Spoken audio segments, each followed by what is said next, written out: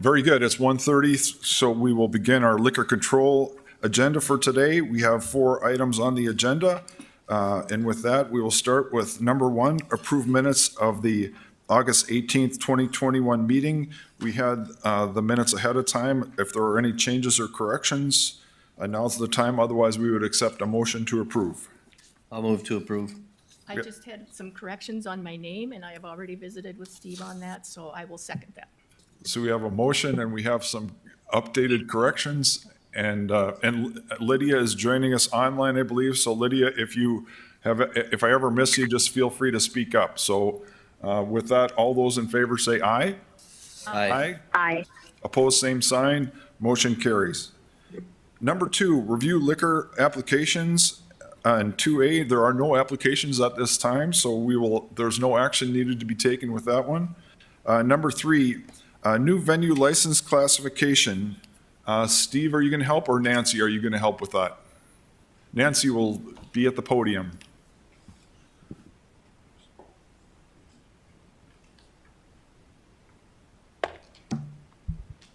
Good afternoon.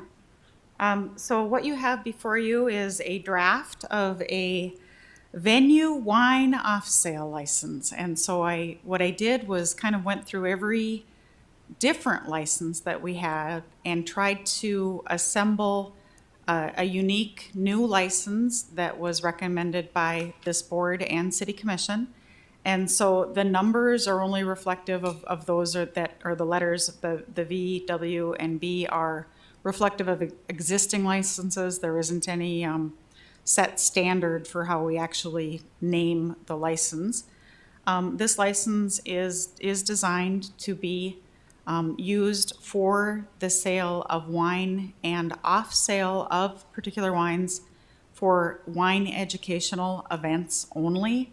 And I will tell you that the where I struggled the most was what's the definition of a wine educational event.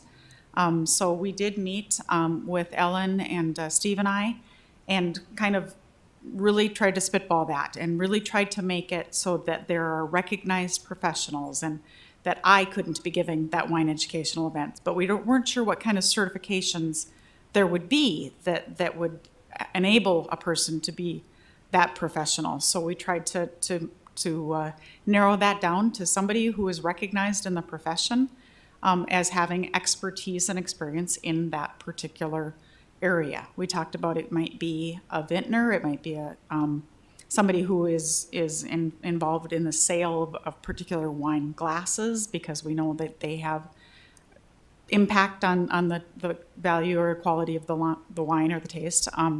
There might be some other relationship to the wine industry that would be a wine educational event. We talked about that this would be in a particular licensed venue. That venue would be identified on the license, and that venue, they would only be able to use this particular liquor license during the time of that wine educational event, 60 minutes before, 60 minutes after, or no later than midnight in the event that it was a longer or later event. So it would be a very specific time. We did not have any limitations as to the number of wine educational events that could be held in a year. That's something that you may wish to consider or not. Again, we put the draft together, but it's really a good point for discussions because could be differences of opinion on the terms that we placed in there. At this time, we've kind of reached agreement, and I see Ellen is here, and she might want to comment on a couple of the provisions that we included. I say my intent of this was that it would be a very limited use license. Otherwise, it would have potentially unintended consequences of impacting other licenses that could do same or similar things with their existing licenses and not have the competition. The other part that we talked about is this. My understanding from the license applicant is that there will be just a venue. They'll be able to rent out that space, and that they would not then be able to use that space, this license for that particular space. They'd have to bring somebody in with an e-permit. So they couldn't be selling their wine if they didn't have a wine educational event, if they had like a groom's dinner or something like that. And so that was a discussion point that we had. There is no food requirement. There would only be off sale of wine that they have for that event or that they'd had previously. So it's not going to be limited just to the wine that would be at that time, but it would be open up their wine cellar to off sale while there is a wine event on. They might have bought a ticket for that event, that the vintner might have been from San Francisco or whatever, and the venue would have wine from another event or in stock that they could buy off sale at that time if they didn't like that particular wine that was being presented that night. So there would be a wine off sale, but it wouldn't just be limited to that wine that was being presented on that particular evening.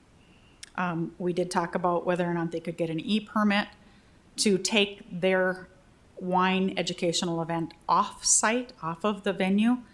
It is written that they would be able to do that for a qualifying wine educational event, but they wouldn't be able to take any off-sale off-site. So that off-sale would stay right at that venue site.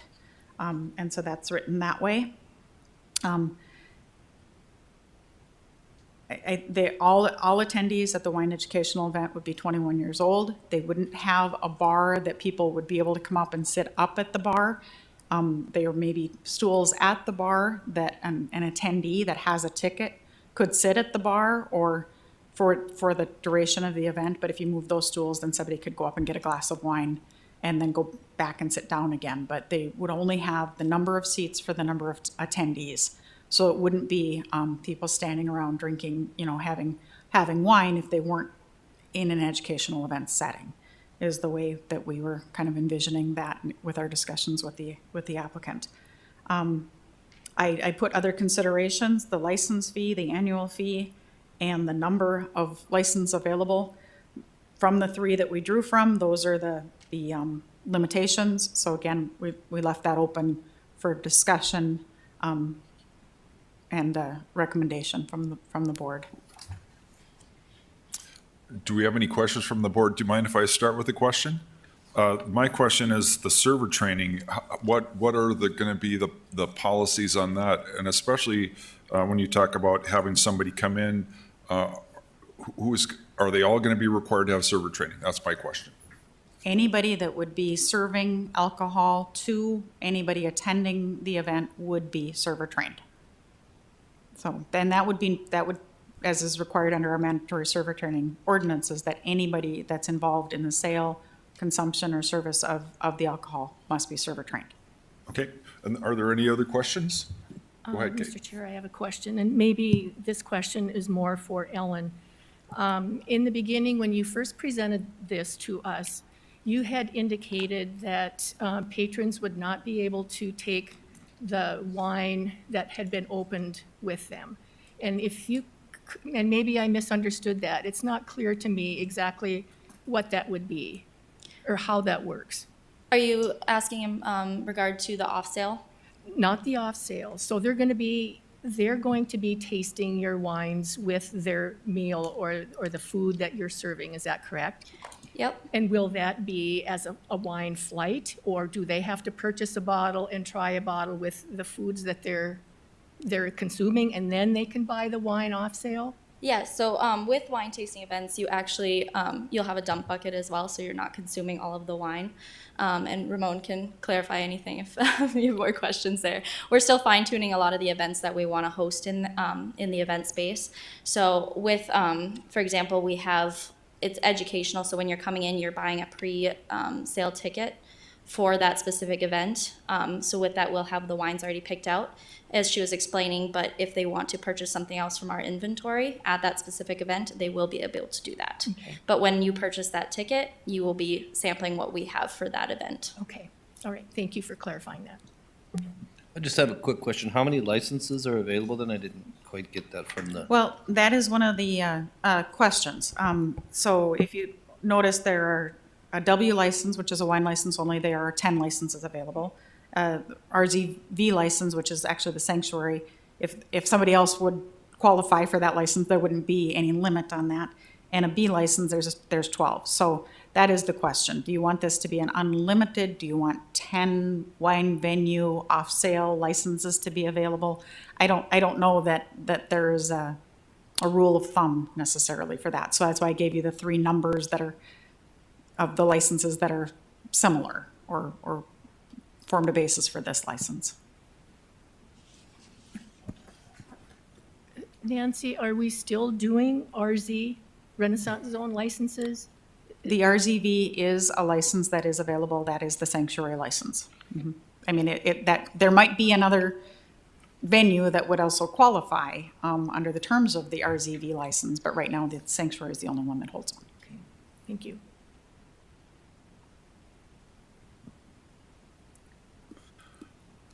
So are you asking the question, are we going to set the price, or or is that an open question, or what is your perspective on that? I'm going to look to Steve on that, but I think that is a question of what price do you want to set and how many licenses do you want to have available if you wish to move this license forward?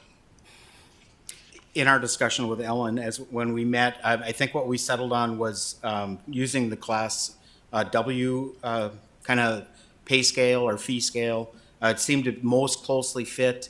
If you went to the Renaissance Zone license, it's a little bit cheaper, and she's got a venue also, but this venue license isn't allowed to do the off sale. So that's, it's anytime we try to establish a fee scale, it's kind of this weighing, well, you can do this, but you can't do that type of thing. And so we felt like the ability to do the off sale part during her events made the value of that license a little bit more, at least on that initial fee. So we were kind of looking at the W as a guideline or a base with an initial fee then of $7,500, and then the annual fee would be $750. And that's kind of justified because of the limited hours and some of that type of stuff too. So are you also recommending 10 licenses as a limit or no limit? I don't really guess I don't have a feeling on the limited as to the number of them.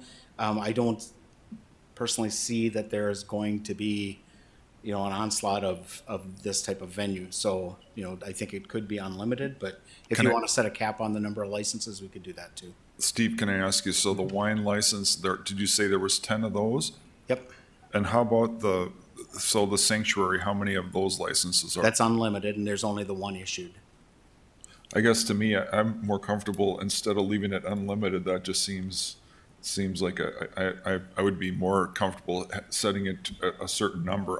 Obviously, I don't think we're gonna have a huge number, but I do think leaving it unlimited is, I don't know, that's my perspective. And I guess if there's anybody else in the audience that we want to have time for any other comments or questions, now's the time to ask that. And obviously, if anybody else that wants to talk in favor of it or be more descriptive, now's the time to do that as well. So, do you have anything else to add, Steve? No. And Lydia, also, you're online, so if you have any questions, please jump in. I can't really see you, so jump in and join us if you wish.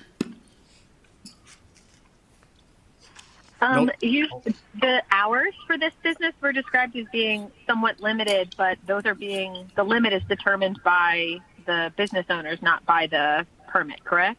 That is correct. It's determined by the event. So I guess maybe what we'll take it, to me, one of the first questions you're asking is setting the fee. Is that, would you want us to answer first, or what's Well, I think the fee, and then, if there are no other concerns, then Nancy can put this into final ordinance, form and bring it forward to the city commission. If you have more concerns, we would have to, of course, address those and look at those and meet with Ellen to talk about them. Right, so I would be at some point looking for a motion from this body to move it forward to city commission with amendments to what I've proposed or whatever that might be. And if we can move that forward, that's up to you. So that's the question for the group. If you're comfortable, we can move it forward. If you have more questions, we can do that too, whichever you prefer. Commissioner, I have a Yep. question. Sure. This is, what went from a fairly simple to understand business model, this is very confusing to me anyway, but, so if you have an event, Ellen, and you're featuring wines from XYZ Winery, and there's a winemaker there, and it's a great event, that's wonderful. They can buy that wine there that night. How about 2 weeks later, the event's gone, can they come back and buy that wine from you? No, and we outlined that specifically in this to limit the off sale. So they'd have to purchase another ticket to come to another event. They can purchase the night of, and if we have it in inventory, they can take it that night. The only way they would come back is if they had pre-purchased it at that event and picked it up at a later time. So if we didn't. they can buy XYZ Winery, but they have to attend another event. Yes. And just to speak from the industry's perspective, I would say this is going to create business for the other businesses in town. Do you know what I mean? I wouldn't say this is specifically just going to be sales for them. And I guess that, not to speak for the industry, but I think it will be a growth thing for everybody's sales. Yeah, I think education is always growth for everybody, but there are another problem that I feel in your presentations, because this is, I think, the fourth time you've been here, you've talked about from your exclusive selection, et cetera, et cetera. And, I'm aware that Mr. Ramon, his wife has a wholesale license. And that's great, and I think it came up before the full commission, and they didn't have a problem with it. However, the ordinance, the state says that you cannot have financial interest in both on and off. So the debate becomes, and again, I don't want to be a lawyer here, maybe John could help us, but financial interest, if you're somebody's wife, and he has a business, I think there's a financial interest there because that's how life works. You inherit things from each other, et cetera. So my concern would be that this would be set up that this wine is only available through you. And that there are standards and ethics and laws in the wholesale business that creating an exclusivity of a product for one account's benefit over other accounts is illegal. And, it does happen because people have private label, et cetera. I'm not saying that that's what you're getting at here, but that's an example of an unintended consequence that can arise from this type of situation. So, you had mentioned at the last meeting that Ramon has partners in wine country. And I'm sure your wording was not, financial partners, they're friends and he visits them and that's the great thing about the wine business, right? You become friends and they want to do business with you and you want to do business with them. But that can also create problems. If somebody says, well, I can't get this particular bottle of wine to put in my bottle shop, but they're selling it at special events only, and it gives a special leverage for that account that is not the way the wholesale, retail, consumer, the three-tier system is designed. I'd be more than happy to address this because that is something that we discussed as well.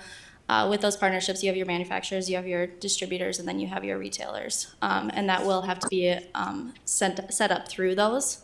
And as far as the concern of his wife, that was also addressed at the City Commission board meeting. This is from the creators of Maxwell. It is under its own LLC and separate ownership in that sense. So I want to clarify that again. And as far as partnerships go out, we have to still go through your distributor to get those wines, so anyone else is able to get those as well. We are educating on them and opening doors for people to understand and know what is available to them. Okay. I'm going to just jump in real quick. I mean, right now our retailers do have wine tastings in their stores. And so it's just, I would say it's just a different type of that. I don't know if you'd agree with that, but I think it's going to be a positive thing for all the retailers in the area. At least that's what I hope. Any other comments or questions? Do you have anybody brave enough to make any type of motion? That's the next question. There's a lot to consider here, and so there's kind of a number of options the way we can go. And I don't know if you want to add anything more to the topic. You don't have to. I don't want to put you on the spot if you don't want to, but but if you want to, you're welcome. No, just to make it clear, when we say exclusive, that doesn't mean that we just bring in one or I'm going to work just with one. For years, I've been working with so many, especially little distributors that are local, helping them. The reason why we're doing this is just because there's so many small boutique wineries, independent, Oregon, Washington, California, New York, you name it. And those are the ones that when I go and I visit, it's the passion and it's all the hard work that they've been putting. And I'm just trying to, not necessarily just to put them in the market, but just to have that nice relationship of people that they are under the radar, that they don't have the chance to come to the Midwest, North Dakota, South Dakota, you name it. And when we say exclusive, it's because, I want that when you come to my venue, I'm going to make it very exclusive to you. But the wines, you're going to find it all around the state of North Dakota. That's the purpose. And people in wine regions, wine growers say, that's great because we don't have anybody there. So. Can I ask you a question that's a little bit off topic? So let's say that you have a tasting of a wine from a small winery in California. So can I order that directly from them, or how let's say that how that works? Well, according with the law, you have to do it through a distributor. Okay. Yeah. So let's say that I'm working with a small winery, and now they need to put their license, get a license in North Dakota, and once that they're in our state, now we can bring the wine with any distributor, and then yes, you can buy it directly with them or with the distributor here, local. I just want to make sure I'm following the law. This is a personal question. I'm asking for a friend. Is it legal for me to order online wine from a winery in California and them to ship it to me? That now is legal, isn't that correct? It is. I guess that's my my point, that And it's just a different world than it The was. e-commerce, Right. e-commerce, it's big, it's huge, and I think everybody is doing it, and sometimes that helps, and sometimes it doesn't, because like restaurants, just in my case, restaurants, sometimes I do want to bring a beautiful wine or liquor that I just found in Nebraska, and I can't, because one, it's not in our state in North Dakota. So I cannot just go online and buy it. I have to go through a distributor. Otherwise, I can get obviously in trouble. Okay. So- And one more question. So in our region, I think more people are looking for, are you going to have regional, especially North Dakota and Minnesota? Is that going to be part of it? Like I said, number one, it will be educational. When we say educational, I'm planning to bring sommeliers, which is the person who dedicated their life and study beverage, like wine and spirits and everything. So doing that, it's also helping the community. So people that we work in this industry, we understand, we appreciate every time that we pour beer, wine, or anything. So we know what we're doing, what we actually pouring. We understand the basics of everything, and do it in a formal way. Like I said, a wine presentation. There's even beer presentation that elevates our, how can I put it, our standards. So when we get visitors, tourists in Fargo or in North Dakota, they will notice the difference. It's huge, and I just want to do that. And number two, because I just said that we work with local people, yes, it is open for anyone in the state of North Dakota. Hey, I have my wines actually, or Minnesota if you want to. just to help them so they can just actually have it in the market, or more people they can see it. Thank you very much. Any other comments or questions?